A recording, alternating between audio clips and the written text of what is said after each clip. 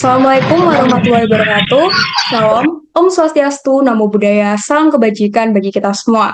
Pada kali ini, kami dari kelompok 2 ingin mempresentasikan mengenai investasi yang kami sarankan kepada teman-teman semuanya. Topik kali ini kita akan membahas tentang investasi properti. Namun sebelum itu, perkenalkan, saya Kesha Nur Aulia Veranda, selaku moderator yang akan memimpin jalannya diskusi pada kali ini. Dan terdapat rekan-rekan saya.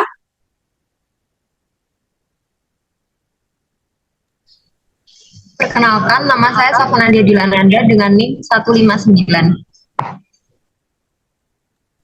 Perkenalkan, saya Oktavianis Budatmaja dengan NIM 163. Saya Afina Damayanti dengan NIM 176. Perkenalkan, nama saya Afi Zahro dengan NIM 279. Baik, kemudian adalah definisi dari investasi sendiri.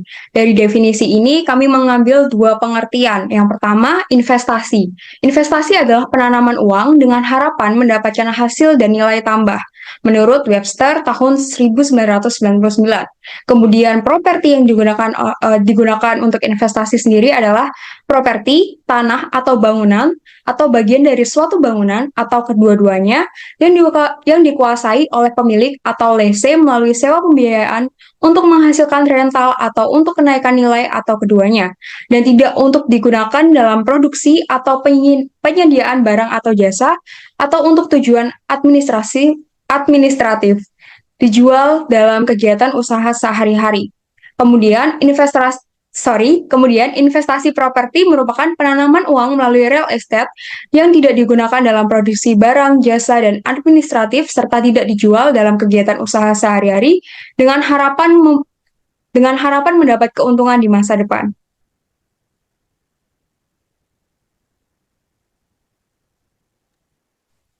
Yang berikutnya adalah dasar hukum dari investasi itu sendiri. Pertama, ada Undang-Undang Nomor 5 Tahun 1960 tentang Peraturan Dasar Pokok-pokok Agraria, yang mana memuat ketentuan tentang hak milik, hak guna bangunan, hak guna usaha, hak pakai, dan hak sewa, serta mengatur tentang perizinan dan pajak properti. Yang kedua, ada Undang-Undang Nomor 1 Tahun 2011 tentang Perumahan dan Kawasan Pemukiman. Ketiga, Undang-Undang Nomor 20 Tahun 2011 tentang Rumah Susun, dan Undang-Undang Nomor 28 Tahun 2002 tentang bangunan gedung, yang mana termasuk pengelolaan properti dan hak-hak pemilik properti yang diatur dalam ketiga undang-undang tersebut. Dan yang terakhir adalah Undang-Undang Nomor 28 Tahun 2009 tentang pajak daerah dan retribusi daerah. Undang-undang ini mengatur tentang pajak daerah dan retribusi daerah, termasuk pajak properti dan hak-hak pemilik properti.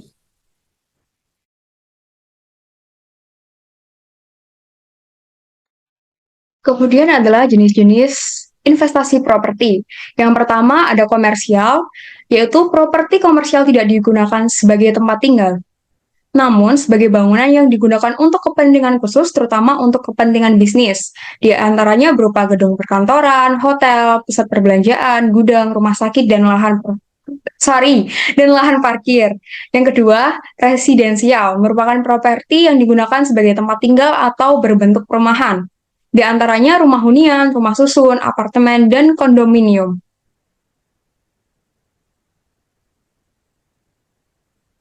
Ada lagi yaitu campuran, yang mana properti yang diinvestasikan digunakan untuk menjalankan usaha dan juga sebagai tempat tinggal. Di antaranya adalah ruko dan industrial property yang mengacu pada semua jenis tanah dan bangunan yang tepatnya digunakan untuk kegiatan keperluan industri. Kegiatan tersebut meliputi proses produksi, perakitan, pergudangan, manufaktur, dan distribusi produk.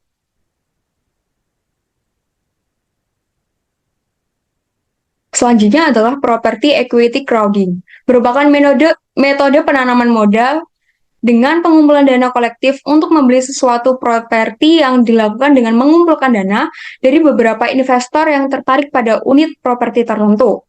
Kemudian ada saham properti, merupakan metode kepemilikan perusahaan yang bergerak di bidang pengelolaan properti dengan cara membeli saham melalui aplikasi trading.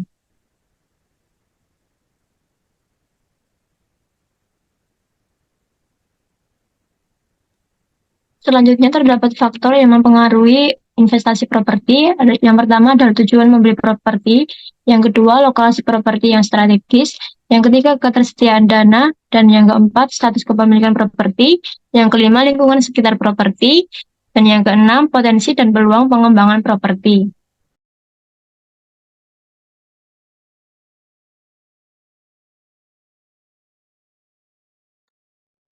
Terdapat karakteristik investasi properti. Yang pertama ada kompleksitas hukum. Properti terkait dengan hak yang melekat pada tanah dan bangunan sehingga dipengaruhi oleh regulasi yang berlaku di tempat lokasi properti itu berada. Dan yang kedua, tidak dapat bergerak. Karena properti tidak bergerak, maka faktor penggerak nilai, harga, prospek, dan masa depan properti adalah kegiatan manusia, daya, dan jumlah uang yang beredar di lokasi tersebut. Yang ketiga, bersifat lokal. Lokasi properti yang berbeda pasti memiliki akses, fasilitas, infrastruktur, utilitas, ciri budaya, tingkat pendidikan, dan gaya hidup masyarakat yang berbeda pula.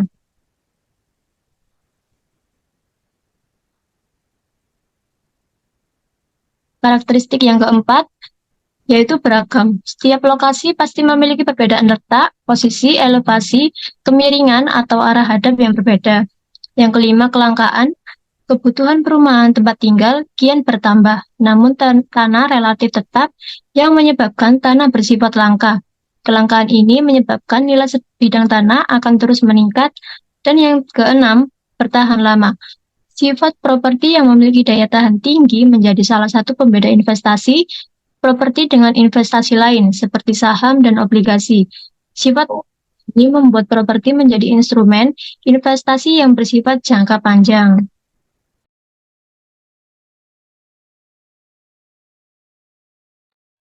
Selanjutnya adalah keunggulan dan kekurangan investasi properti.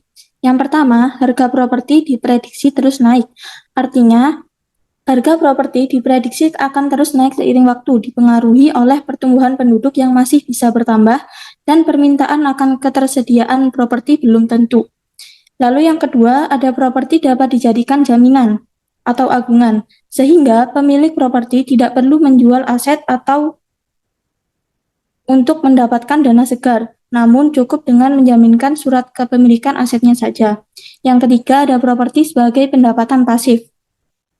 Properti yang disewakan kepada pihak lain untuk kebutuhan tertentu akan menjadi sumber pendapatan pasif bagi pemilik aset, menguntungkan pemilik mendapatkan pendapatan tanpa harus menjual aset.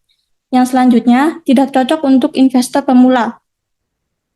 Artinya kekurangan lainnya dalam mulai memiliki investasi tanah dan properti adalah membutuhkan modal yang relatif besar. Oleh karena itu, investasi properti tidak cocok untuk investor pemula. Yang berikutnya ada peningkatan nilai investasi. Peningkatan nilai investasi tanah dan properti yang dimiliki memiliki peluang untuk mendapatkan capital gain yang lebih besar dari waktu ke waktu. Yang selanjutnya adalah sebagai investasi jangka panjang. Tidak sesuai untuk investor yang berencana untuk jual properti dalam waktu singkat. Properti memiliki harga yang relatif tinggi. Dengan demikian, investor harus memiliki modal yang cukup besar untuk melakukan investasi. Setelah memiliki properti, tidak mungkin hanya membeli dan membiarkannya begitu saja. Maka perlu melakukan perawatan rutin untuk properti yang dimiliki dan akan mengeluarkan biaya yang cukup mahal. Berikutnya adalah bagian kekurangan dari investasi properti. Pertama, properti bukan aset likuid. Properti bukan aset likuid sehingga butuh waktu yang cukup lama untuk bisa menjual atau menyewakan properti dengan harga yang sesuai. Yang berikutnya adalah biaya perawatan yang mahal. Salah satu kerugian lainnya saat terjun di investasi properti adalah harus mengeluarkan biaya perawatan yang cenderung mahal, seperti merawat properti apabila terjadi sesuatu seperti genteng bocor, kayu rapuh akibat dimakan rayap, dan sebagainya. Yang selanjutnya adalah aset properti cenderung mahal. Aset properti merupakan investasi yang terbilang cukup mahal meskipun bisa dicicil. Kisaran harga properti mulai dari ratusan hingga miliaran rupiah. Meskipun bisa membeli dengan sistem cicilan tiap bulan, namun tetap ada beban bunga yang cukup besar. Dan yang terakhir adalah harga jual properti ditentukan dengan lokasi. Harga jual properti ditentukan dengan lokasi properti berada. Apabila lokasi properti berada di wilayah yang rawan terkena bencana alam, tentu harga jualnya akan lebih murah dibandingkan dengan properti yang berada di tempat yang aman.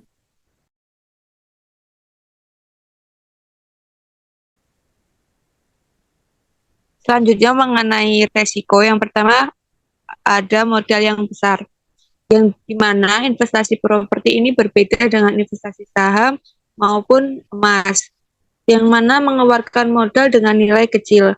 Sedangkan investasi properti biasanya harga tanah tiap tahun mengalami kenaikan, sehingga mengeluarkan modal yang besar.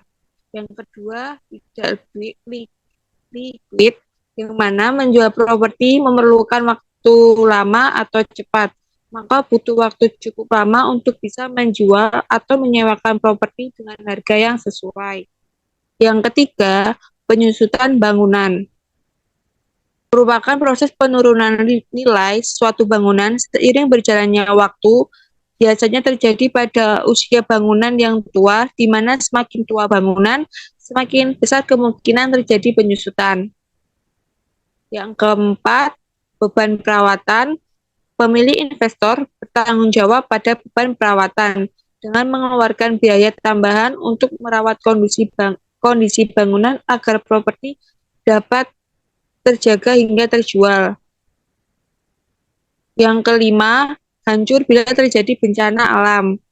Investasi properti memiliki resiko pada kehancuran tanah dan bangunan dengan terjadinya bencana alam seperti gempa bumi, tanah longsor, dan tsunami. Yang terakhir, harga properti dipengaruhi oleh kondisi sekitar, di mana apabila lingkungan tersebut maju, berkembang, makin mudah aksesnya, dan makin ramai, dan bisa menjadi sentra bisnis seperti dekat dengan fasilitas umum. Namun sebaliknya, jika lingkungan tersebut tidak berkembang, maka harga properti akan turun.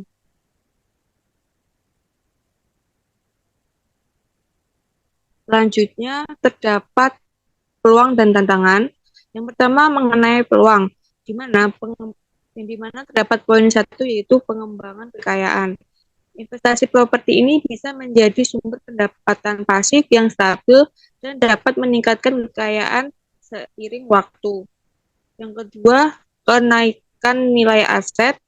Kenaikan nilai aset ini cenderung meningkat nilainya seiring dengan waktu, terutama jika lokasi berkembang atau properti tersebut ditingkatkan.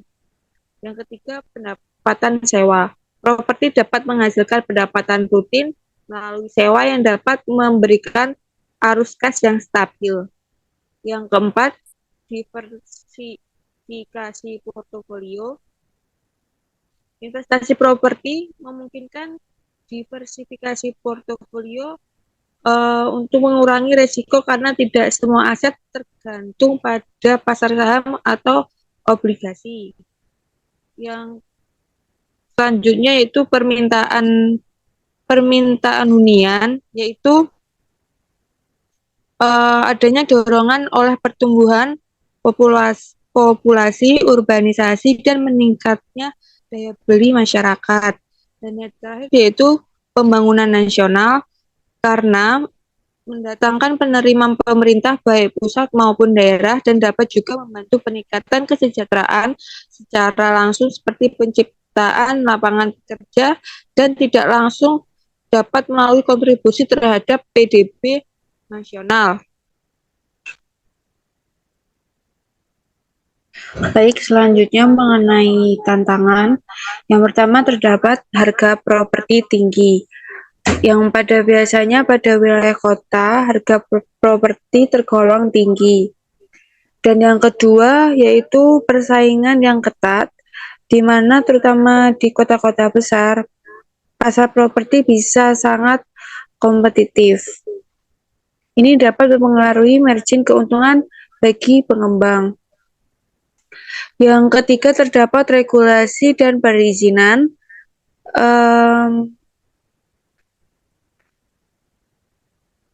Regulasi dan perizinan ini untuk menghindari terjadinya permasalahan hukum yang dapat menghambat pengembangan operasional.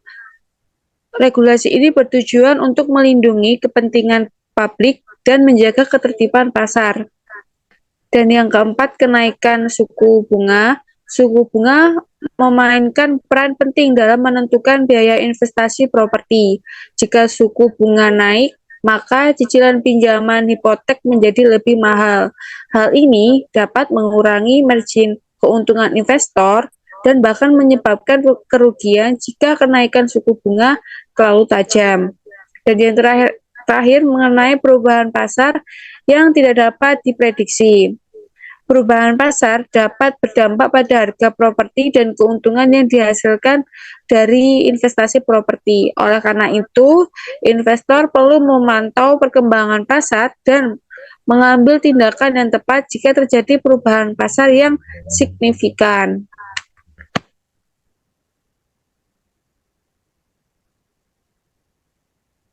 Selanjutnya adalah perbandingan investasi properti dengan investasi yang lainnya. Saya akan menjelaskan perbandingan ini berdasarkan dari 4 segi. Yang pertama dari segi karakteristiknya. Investasi properti melibatkan kepemilikan fisik atas aset tertentu seperti rumah, apartemen, gedung komersial, atau tanah. Sebaliknya, investasi lainnya seperti saham, emas, atau pengetahuan tidak melibatkan kepemilikan fisik dan lebih berfokus pada kepemilikan sebagian dari perusahaan atau aset yang tidak fisik. Dari segi yang kedua yaitu mekanisme investasi. Investasi properti membutuhkan modal besar serta mempertimbangkan berbagai faktor seperti lokasi, kondisi properti, dan perencanaan keuangan jangka panjang.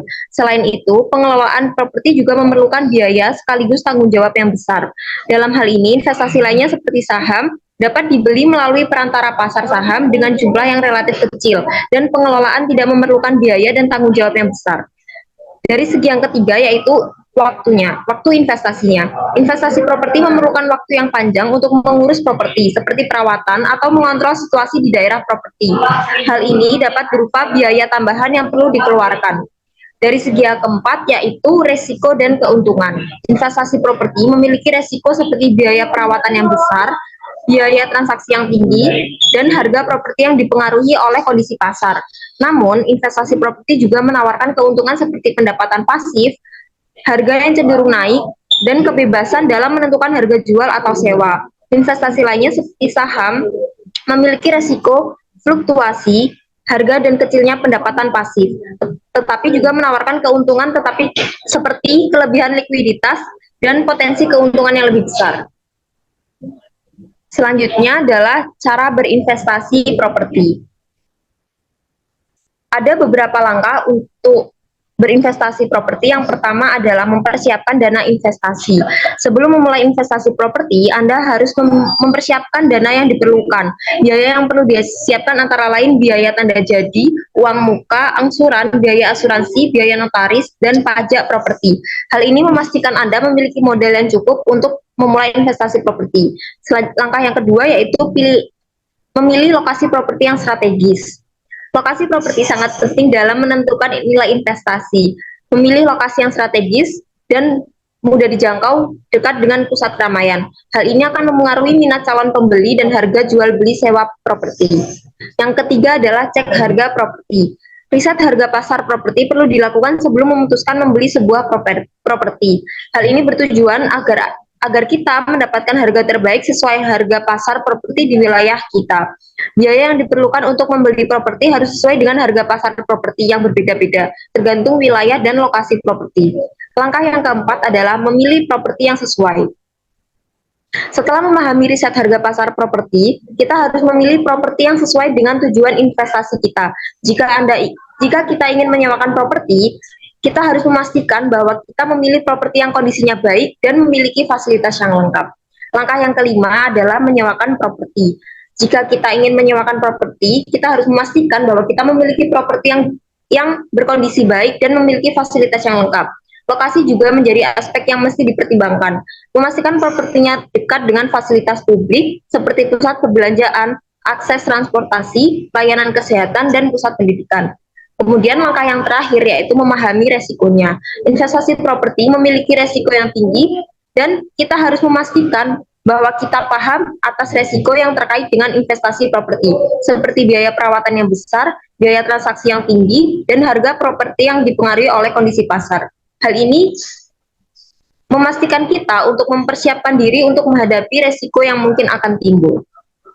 Baik, demikian merupakan pemaparan dari kami tentang investasi properti. Kami harap teman-teman semuanya dapat mengerti mengenai investasi properti yang kemudian dapat diterapkan secara langsung. Sekian dari kami, kurang lebihnya mohon maaf. Wassalamualaikum warahmatullahi wabarakatuh.